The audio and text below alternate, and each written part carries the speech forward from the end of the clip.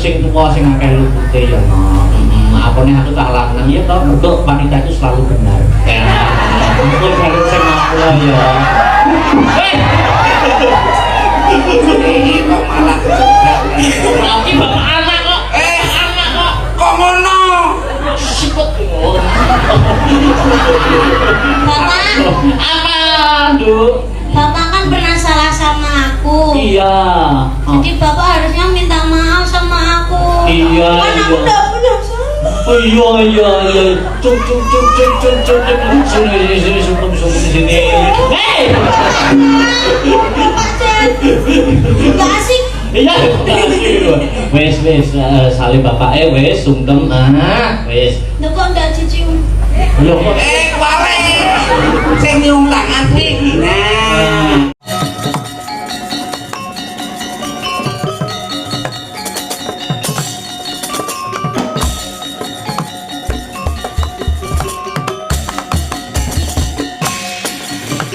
mangkya darajating praja kawreyan wasa nyorori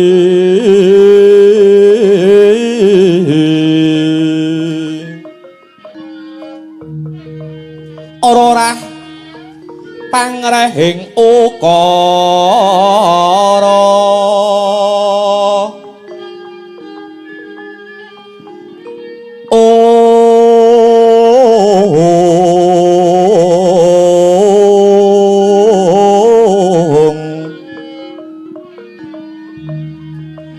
karana tanpa lupi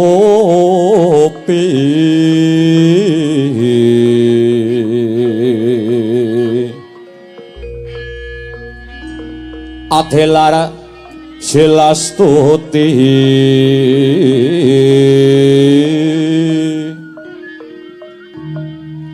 sujono sara jana kelu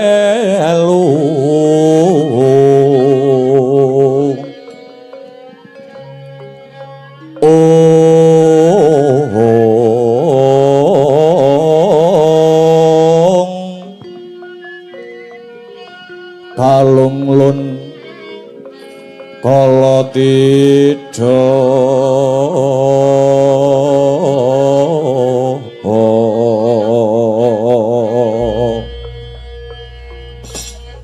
idem tanda ning dumadi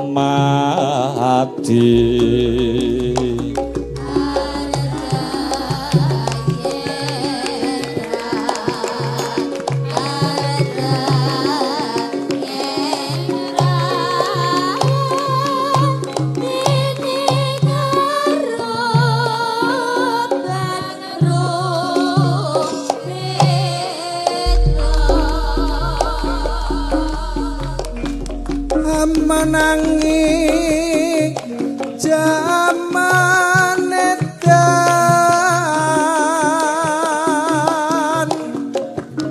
ewo aya ing pambuti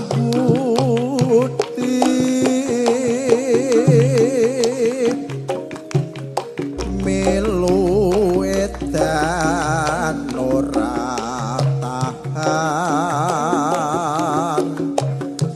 yen tan melu hangla koni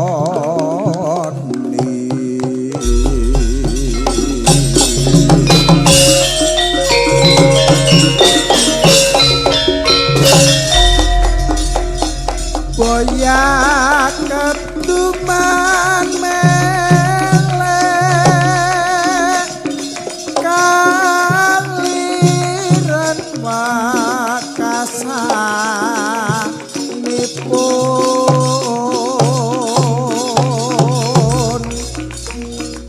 dilalah karasa Allah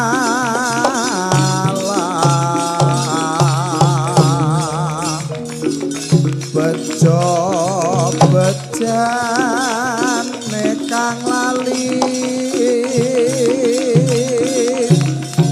luwe bejo kang eling lawan waspada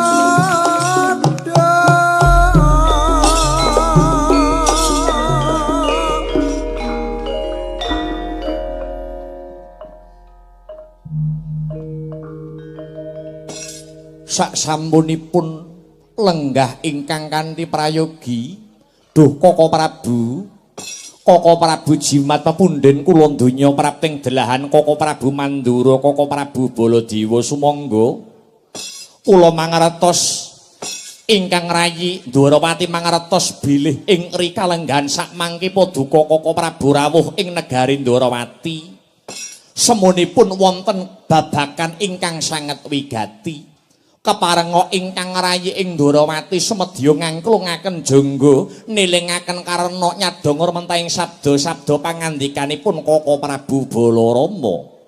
Kresna prabaningipun Kakang ing Mandura ingkang angka sepisan kepengin tilik kayuwanane Yayi Kresna sumrambahe para warga Gogong ing negara Ndwarawati. Puja lan puji syukur ingkang jero yen kabeh tansah ginanjar kawilujengan kang sarta kebagas warasan. Ewa dene ingkang angka loro pun Kakang ngaturake alam oneng alam kuwi tembung lawas oneng kuwi tegese kangen awit pusawetara wanci pun Kakang ora bisa wawan pangandikan kanthi pratitis kelawan jeneng sira Yayi. Jan-jane ngono pun Kakang ya kepengin kok nalikane pun Kakang Mandura miyos siniwaka ing negara Mandura wekasane Yayi Kresna tilik sambang ana negaraku negara Mandura. Ning mbok menawa kepinginanipun Kakang iki sakjeke urip ora bakal kelakon. Jalaran Yayi Kresna wis sumpah kang disekseni jagat raya sak isine nalikane kowe isih jaman dadi begal, nalikane Yayi Kresna isih jaman dadi kecu, dadi brandal lan sak panunggalane biyen. Kowe tau nyilih pusakanipun Kakang nembung bakal nyilih wujute Kyai Nenggala kinarya mateni Ratu Angkara Murka saka negara Ndwarawati Purwa kang ajejuluk Prabu Yudha Kala Kresna ya Prabu Kresna Pujangga. Ning sak ngertiku kowe biyen kuwi isih dadi maling. Temahan ora tak silihi pusakaku Nenggala ning malah tak unek-unekke nganti entek amek kurang golek. Nganti Yayi Narayana kewetu kang dadi tembunge mbok menawa sajeke urip ora bakal ngambah jagat Mandura.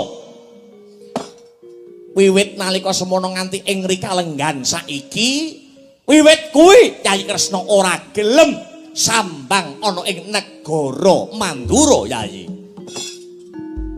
Koko Prabu piye Kresna ingkang sampun mbok inggih sampun mboten usah dipun rembak perkawis menika monggo sami-sami wangsul kadidene wingi uni. Lah iya. Lah sabanjure Kresna yen perkara umur isih tuwek Baladewa ketimbang Kresna. Nanging yen babakan ngilmu, babakan kawruh apa maneh kasepuan iki isih pegik Yayi Ndwarawati tinimbang pun Kakang ing Mandura. Mula Yayi mula ing ngri kelungguhan iki bakal ana babakan. Bakal ana babakan ingkang bakal rinumpaka, bakal tak sunake priksa marang Yayi Harimurti perkawis menapa Koko Prabu kok ketingalipun sanget wigati. Raja maju sing dadi lungguhmu Yayi Harimurti. Pramara reh manguswa humyong hambrengeng kati karonaning kaswasih aring marega hamalagung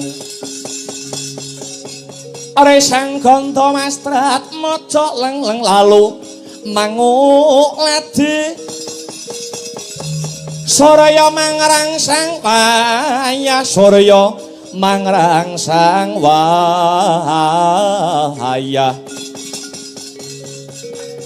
humyus Hamara wayanto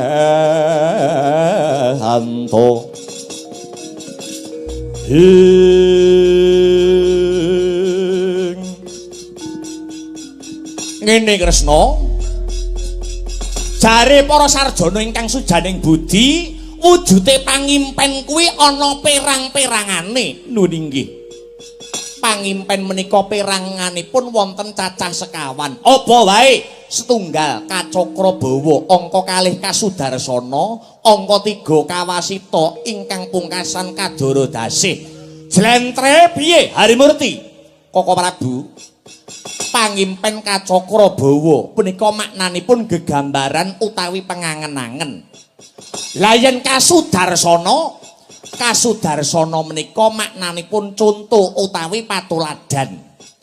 Dene pangimpen Kawasita menika wangsit utawi gaibipun pangeran. Sing pungkasan Kadara Dasih. Maknane isuk ngimpi awan kelampahan. Dene pangimpen menika miturut wanci punika nggih wonten perangan-peranganipun. Jlentre piye Kresna? Blakakno. Pangimpen ingkang angka 1 miturut wanci punika sinebat Titiyani. Tegesipun Titiyani menika pangimpen wanci sonten saking kekeselen satemah turu sore wekasan nglambrang ora genah jluntrunge menika ngimpi ingkang boten wonten surasanipun. Dene pangimpen miturut wanci angka 2 sinebut Gandayani. Punika pangimpen wanci dalu menika nggih mboten wonten tegesipun. Lah dene ndungkap angka pungkasan sinebut pangimpen Puspa Tajem. Puspa Tajem ingkang Cokno Musi menika pangimpen ingkang Cokno Musi wancinipun wayah esuk barengi jago kluruk. Nyuwun sewu Koko Prabu, kula saged anggagapi bilih paduka Koko Prabu Baladewa nembe nyupena sumangga kababare dumateng ingkang rayi. Ngene Yayi, Tri Ari Kawuri utawa 3 dina kepungkur pun Kakang Mandura ngimpi. Ora mangsaku Kanjeng Rama Prabu Basudewa swargi kang wis murut ana kasedan jati tumeka ana ing alam pangimpenku. Lho, Kanjeng Rama Prabu Basudewa swargi. Iya Kresna, lajeng ing alam pangimpen Rama Prabu Basudewa katone nedeng duka. Abang kang dadi pasuryane mandeng aku ora paring pangandikan ora kita mung seklimah rong klimah. Wekasane klepat lunga temahan aku kaget nganti aku tangi. Bareng aku tangi barengi jago kluruk kamangka lehmu kandha mau pangimpen mono yen wancine esuk barengi jago kluruk kena diarani pangimpen Puspa Tajem. Janjane kleruku kuwi apa luputku apa? Kok semune panjenengane Kanjeng Rama Prabu Basudewa duka karo aku Kresna.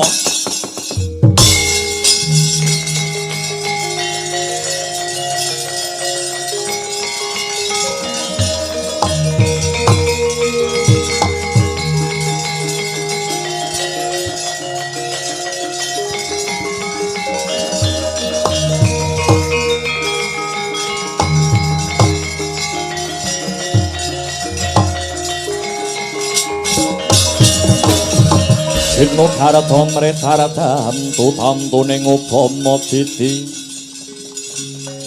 tetep dadi pangubaning wadya tentreming ati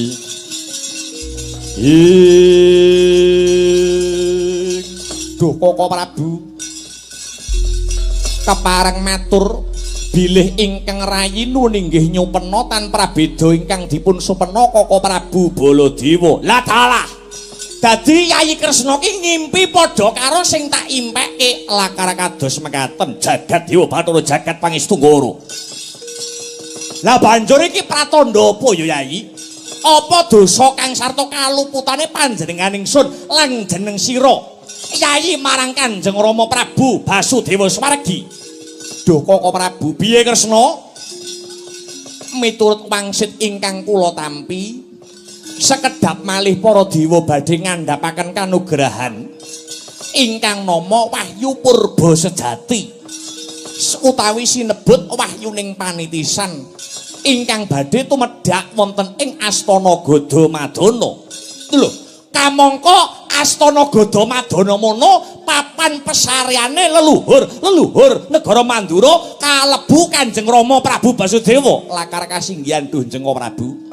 Mila saking menika bibar pasewakan sumangga njeng Koko Prabu Baladewa badhe kula kanthi tetugur wonten ing Astana Gadamadana ndongake marang para leluhur Mandura ingkang sampun sumari kalebet ndongaaken dumateng Kanjeng Rama Prabu Basudewa sisan damel mbok menawi Gusti ngaparengaken wujudipun wahyu purba sejati wahyuning panitisan sageta cumandhak wonten kula kaliyan jengandika Jeng Koko Prabu Balarama ya aku matuk Kresna aku sarujuk Harimurti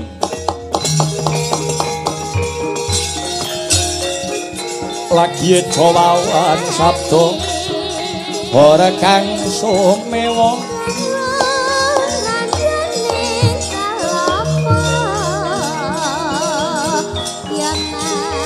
kegaring pasewakan kata samyana araka wonten wirata mata ong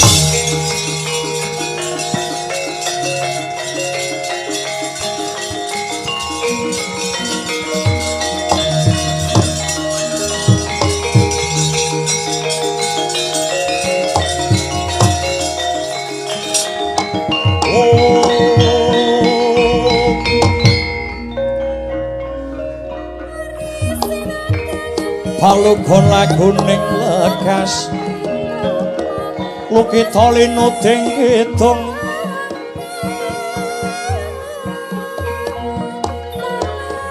kadung kadereng hamomor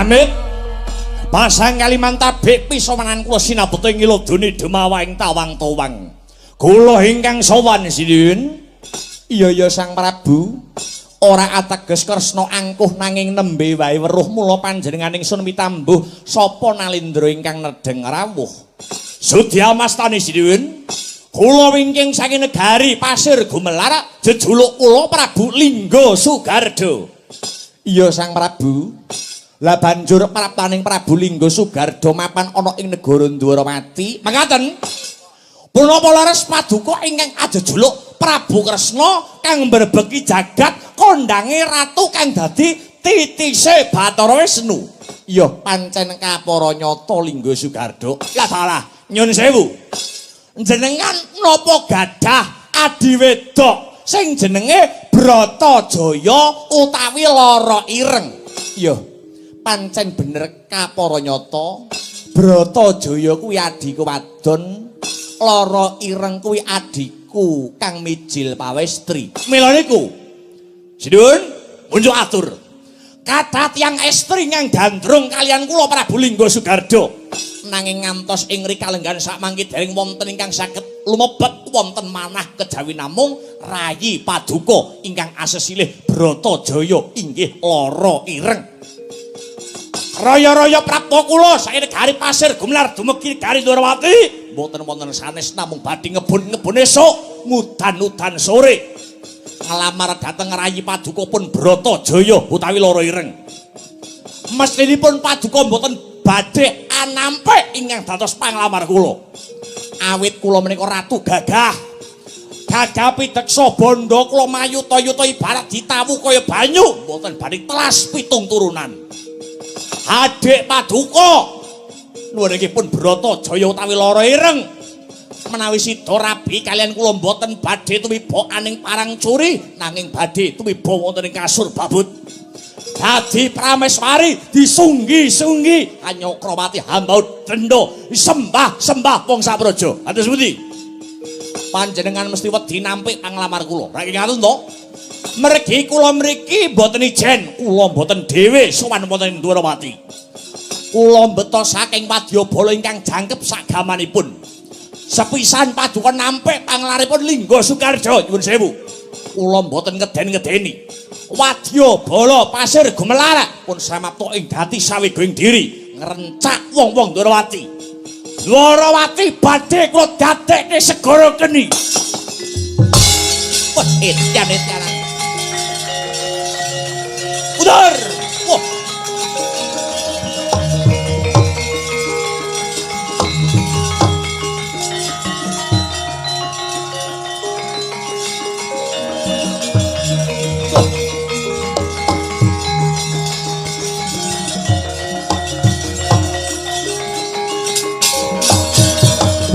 Prodhamon tablere gina tabduka yayasinibi Jojo pang nawi ngawengis kemejot padoneng ledi Desmalane leketing jagat Lah klaing bumi panesmaning jajelanan sukertaning bawana Trayoli binentang Ndwarawati sing maunik adem ayem lan tentrem kahanane bareng ketekan ratu elek kaya kowe kahanan Ndwarawati malih goreh kang sartorongeh. Ki sapa iki? Lagi pisan pethuk kok bengok-bengok. Apa durung tau tepung karaku? Babar pisan durung nate. Mula jerengen gobokmu.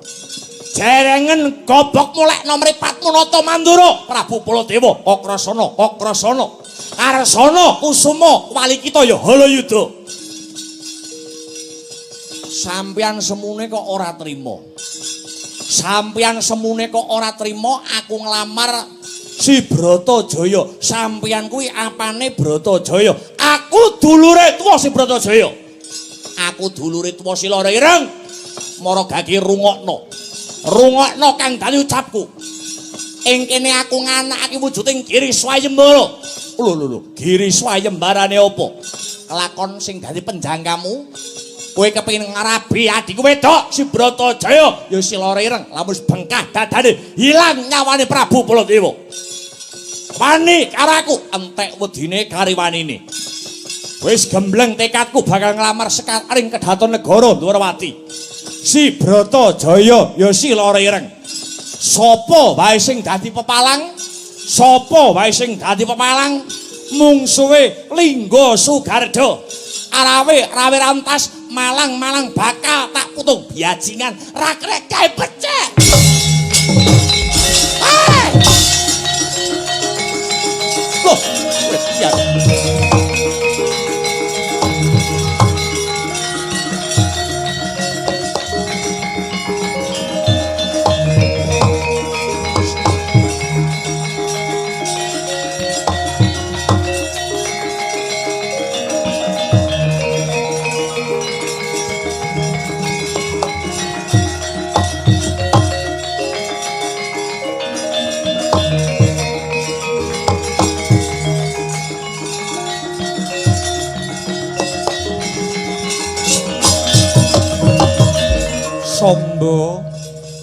Samba Wisnu Brata. Kula wonten dawuh njeng Kanjeng Rama Hamiji ingkang putra kula pun Samba Wisnu Brata.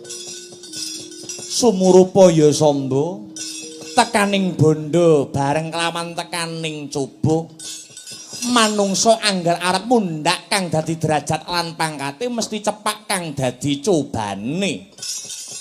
Mula prayoga eling kelawan waspada.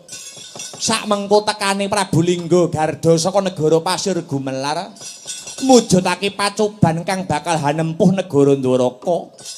Mula Samba lan Setyaki antuk pangasih saka Gusti ingkang Maha Asih satemah negara Ndrawati tansah kinemulan kalaharjan lan katentreman yudi. Meninggih ngestaken dawuh Rama Dewaji, Samba bubarna Madyabala kang hanggantung seba panjenenganing sun arsa kundur hanggedaton. Nonon mangestaken dawuh Setyaki kula wonten dawuh Njeng Koko Prabu. Aja wedi kangilan. Kirapna para Madyabala. Mbok menawa iki mengko ana moganing lelakon ngestaken dawuh Koko Prabu Hamid Madal Pasilan. Sagebyar katalika wau purna sabda pangandikane Sang Buminata tumuli jengkar saking dampar keprabon harsa kundur hanggedaton bawane Sang Nalendra titis Wisnu Bathara lamun Jinandra kairang-irang wimbuh wibawa.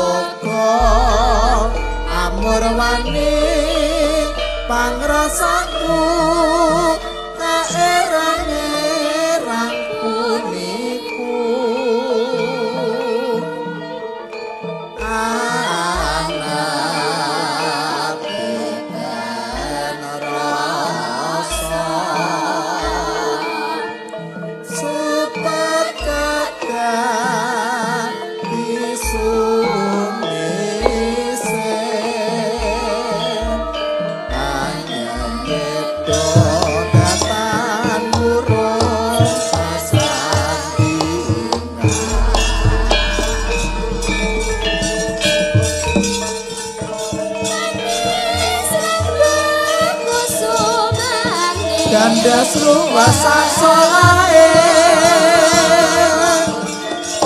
mendah boyo kalamun dewasa lelewane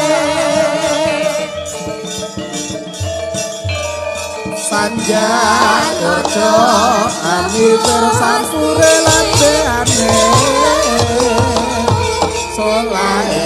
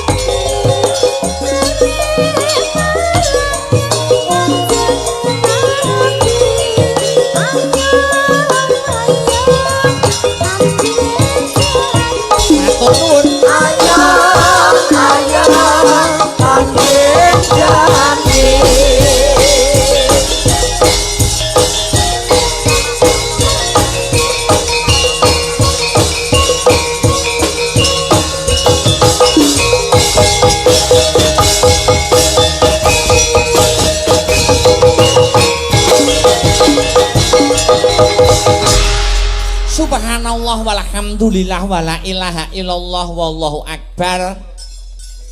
Nduk anakku sing ayu dhewe limbuk. Ana dawuhmu apa yung nimbali karo anakmu aku? Nganggo leren sawetara ya ana ora ketang nggo sak kemprangan mangkono. Heeh, iya ngestokake dawuh. Nduk, piye? Bengi iki tak kira ora ana tembung kang luwih endah kang kudu diucapake. Iya. Kejaba mung puja lan puji syukur kunjuk marang Gusti kang murebeng dumadi Allah Subhanahu wa taala Tuhan yang Maha Esa Hyang Widiwasa, Nduk. Mangkono ya, Mak. Kok babakan syukur wajib ditengenake, babakan syukur wajib untuk diprioritaskan sebabe apa? Sebabe ya wis pirang-pirang wujude keberkahan kang sarta kenikmatan kang wis diparingake Gusti Allah marang umate.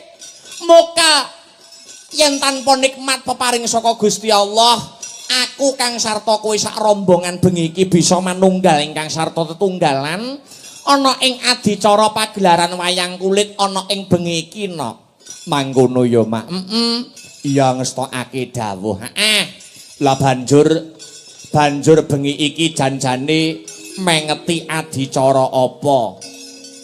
Kok sajak beneh lawan adat saben. Iki ngene ya, Nok. Kepiye?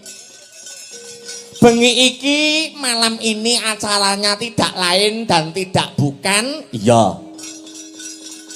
Ya kuwi wujud syukure para warga masyarakat ingkang lenggah ana ing Desa Tegal Dlima, Kecamatan Tegal Dlima, Kadipaten Banyuwangi, mangkono.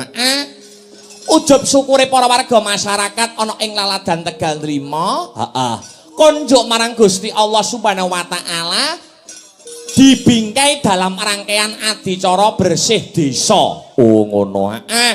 Maneka warna sing dadi jenenge, maneka warna sing dadi sesebutane. Iya, ana sing ngarani bersih desa, ana sing ngarani nyadranan, ana sing ngarani sedekah bumi, nanging pada intisarinya kuwi kabeh padha no. Iya. Ya kuwi intisarine ucapan dan ungkapan syukure para warga masyarakat awit pira-pira kang dadi berkah lan nikmati pangeran kang wis diparingake wabil khusus diparingake para pepunden-pepunden warga masyarakat pepundenku kang lenggah ana ing ya kuwi desa Tegal Dlima kene. Wo ngono ya, Mak. Alhamdulillah wa syukurillah. Awake dhewe sak kanca komplit kelakon sowan mrene. Kelakon sowan mrene. Iya, wong jernyatane adicara kaya bengi iki wis menjadi agenda rutin tiap tahun. Agenda rutin tiap tahun. Angger bersih desa mesti wayangan. Tegal Dlima. Tegal Dlima. Pendak tahun angger bersih desa mesti gelar kelir gantung gong. Wis dadi tradisi adat istiadat saka mbah-mbah biyen, saka nama kuna biyen. Oh ngono. Iki kari nerusake adat saben sing kulino ndalang ning kene para pepunden-pepundenku dalang. Iya, sing lenggah ana ing Jawa Timur. Saiki awake dhewe sing ketiban sampur. Oh ngono. Awake dhewe sing ketiban sampur, kinen paring lelipur, paring hiburan, ya. Untuk seluruh para warga masyarakat Tegal Dlima kang bengi iki wis sembodo ngenekake adicara bersih desa. Wo ngono. Pancen wis dadi musyawarah kang ambabar mupakat para warga masyarakat Tegal Dlima. Awake dhewe sak kanca sing pinercaya kinen atur caos lelipur ana ing adicara bersih desa Tegal Dlima kene ya, Mak. Pancen kapara nyata no. Senajan mung sak bersih desa, senajan mung sak bersih desa, ning bersih desa kuwi mengajarkan nilai yang positif, Nduk. Oh ngono.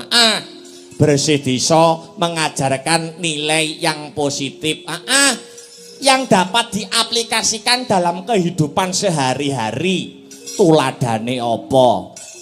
Tuladane salah satu nilai positif yang terkandung dalam rangkaian adicara bersih desa ya kuwi nilai salah satu sila dalam Pancasila ya iki persatuan dan kesatuan.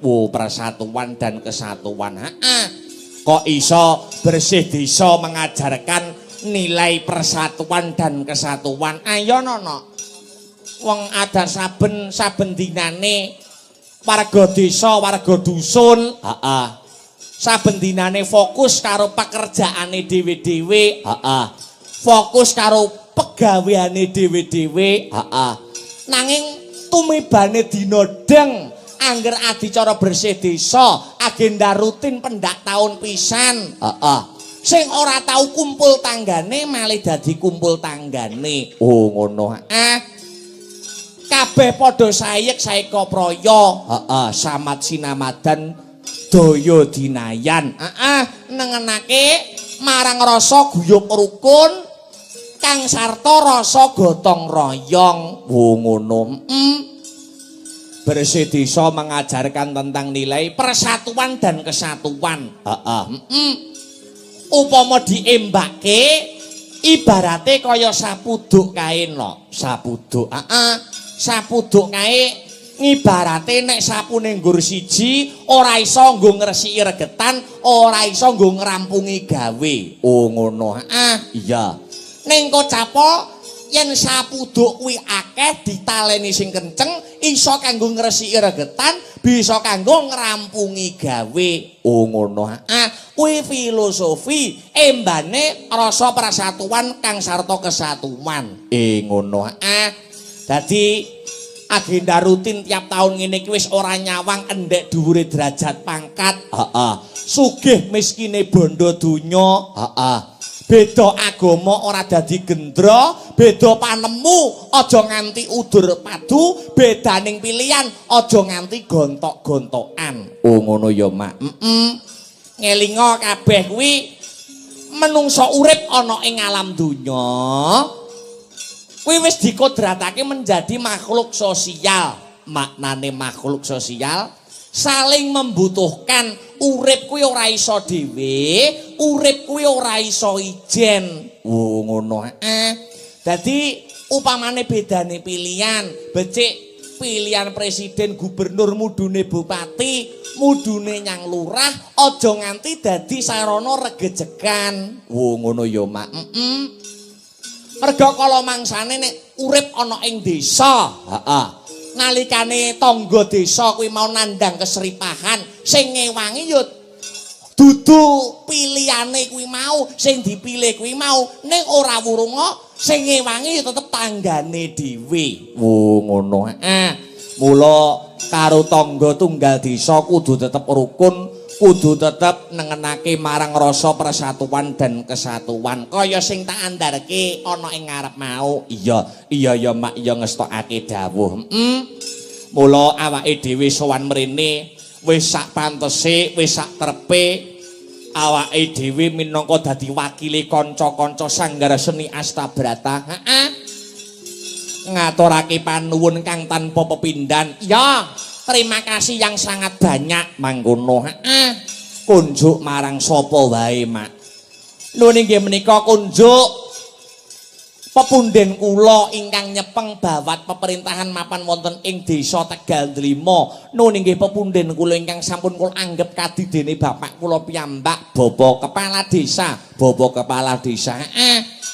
Bapak ingkang winengku kinurmatan Bapak Haryanto utawa Bapak Gepeng. Wo ngono. Ya ngestokke dawuh. Sumrambake perangkating desa seluruh panitia, sing wis ikut andil lumadining adicara wayang kulit ana ing bengi iki ya, Nok. Iya. Uga ora lali ngaturake panuwun kang tanpa pepindhan. Terima kasih yang sangat banyak untuk seluruh para warga masyarakat ana ing Kukuban Desa Tegal Dlima. Kang ora bisa ndak sebutake siji mbaka siji. Kang Mus Pinercaya ya kuwi mercayake kapercayaan marang awake dhewe sak kanca untuk tahun 2026. awake dhewe sing pinilih inen paring lelipur ana ing lapangan kene no. Alhamdulillah. Muga-muga sedya hayu manggih rahayu. Wong liya manjinga dadi sedulur, tambah sedulur meneh, seduluran karo para warga masyarakat Tegal Ndelima. Seduluran karo para warga masyarakat Tegal Ndelima. Diniati golek dulur, akeh dulur fa insyaallah akeh rejeki. Iya, amin amin ya rabbal alamin. Mula awake dhewe mrene ora iso matur akeh-akeh no. Mung bisa njurung pendonga. Biyo ngarep ndongake apa? Dongaku tansah banyu mili. Banyu mili.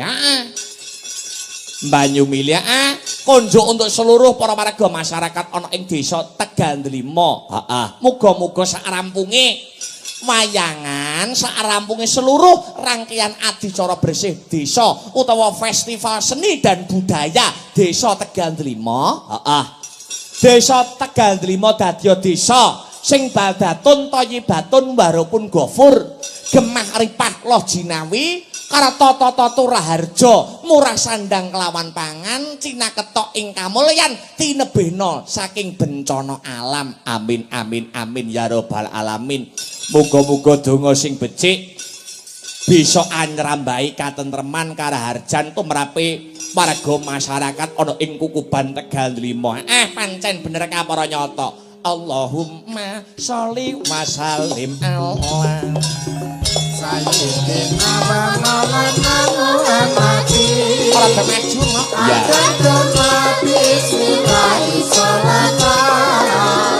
Kainatan dalamil ilahi. Tombo ati kuwi pasanganane.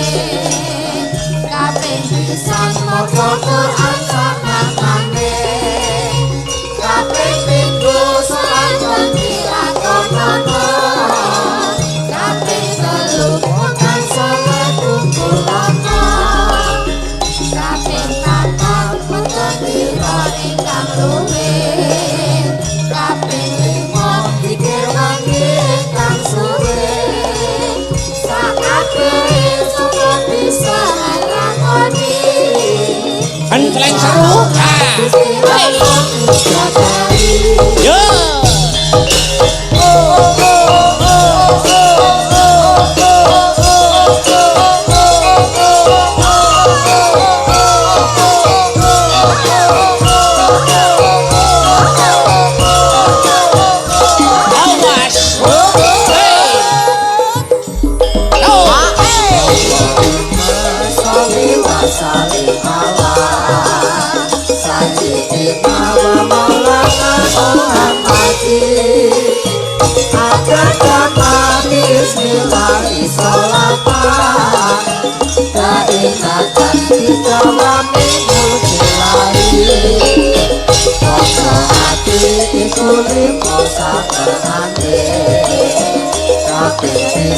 Maca Quran sakmane.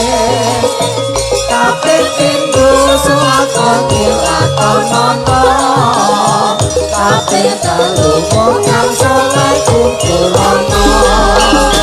Kaping papat weteng dina ingkang luwih. Kaping lima mikir wangi ingkang suwe. Sakabeh sapa bisa nglakoni.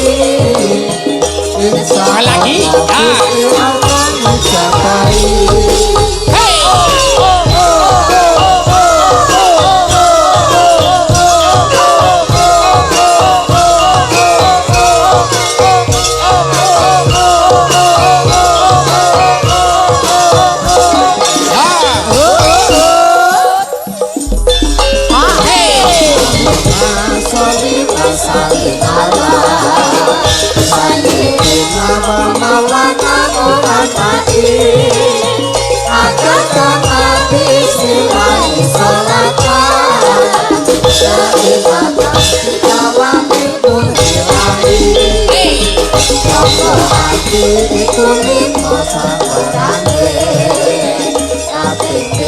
Maca Quran sakmane. Kaping kapindho selakoni akonono kaping kali masalah kusono kaping papat weteni lae kamude kaping limo pikir wangi ingkang suwe sakabeh saka bisa lakoni insya Allah Gusti Allah ijabahi.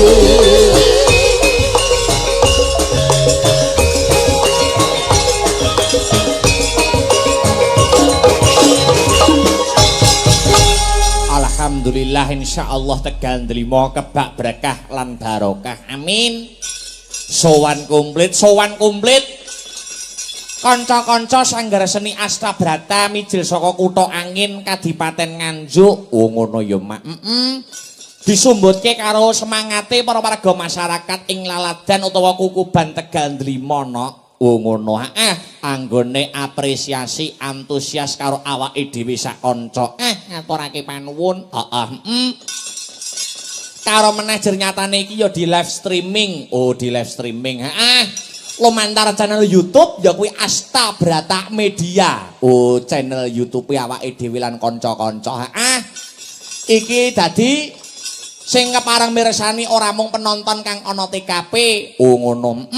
Nanging uga para sutresna budaya wabil khusus pecinta wayang kulit padha memonitor pagelaran wayang kulit ana ing Tegal Ndelima kanggo sembodo ngenengake ya kuwi adicara bersih desa pada malam hari ini. Wah ngono ya Mak. Alhamdulillah. Iya. Pak Lurah, Pak Kepala Desa, Pak Gepeng Haryanto. Iya. Anggone kepareng dawuh ndawuhi awake dhewe sak kanca kinen sowan mrene. Rawuh ana gubuke awake dhewe. Ora rawuh ana ing gubuke awake dhewe mung lewat telepon. Oh mung lewat telepon. Dadi Pak Kepala Desa ora rawuh ana ing Nganjuk anggone ndhawuhi awake dhewe sak kanca. Ora cukup lewat telepon. Wo ngono. Mergo ya Pak Kepala Desa yo mikire Banyuwangi Nganjuk kuwi ora cedhak. Oh ya. Banyuwangi Nganjuk adoh no. Oh ya. Para awake dhewe budal wis wingi bengi. Lah ya lagi tekan mau awan. Ning ora apa-apa, ora dadi baya pangapa. Senajan mung lewat telepon sing baku niate awake dhewe seduluran ngraketake tali silaturahmi. Oh ya, iya ya ngestokake dawuh. Ya Mak. Bengi iki beda daripada malam yang lain. Oh ngono. Awake dhewe sowan mrene ora ijen. Oh ngono. Ya. Nanging saka keparange Bapak Kepala Desa Kang Sarta warga masyarakat Tegal Ndelima, uga nganti kadang-kadang bintang tamu akeh banget. Iya. Sapa wae? Ya kuwi ana sedulurku nuwun inggih menika sedulurku wedok Mbak Prigel Anjarwening saka Laladan Kediri, Kota Tahu Kediri. Iya. Uga nganti Mas Gandu kelawan Mas Pentul. Oh ngono. Ya Malik Pelok. Luwih dhisik aku sing suwe ora tau ketemu karo Mas Gandu lan Mas Pentul. Ngono. Diaturi minggah ana ing sasana budaya. Ngancani awake dhewe ning pepanggungan. Kang Sarta menyapa warga masyarakat Tegal Ndelima pada malam hari ini. Oh ngono. Sepote nganggo aja dipleroki bablaske praon ya nok. Oh ngono, mecah sepining swasana. Ya. Mangga Mas Gandu kelawan Mas Pendul kula atur minggah wonten ing sasana budaya Mas. Dadake celorot.